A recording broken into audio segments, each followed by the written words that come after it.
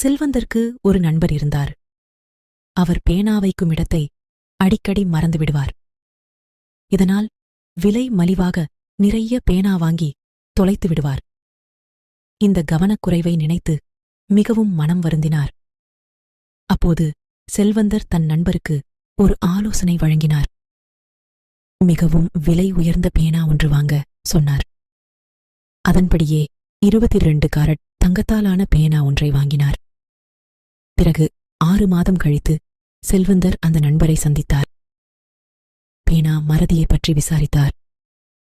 அந்த தங்க பேனாவை தான் மிகவும் கவனமாக வைத்துக் கொள்வதாகவும் முன்பு இருந்ததை விட தன்னுடைய செயல்பாடுகளில் நல்ல முன்னேற்றம் இருப்பதாகவும் தெரிவித்தார்.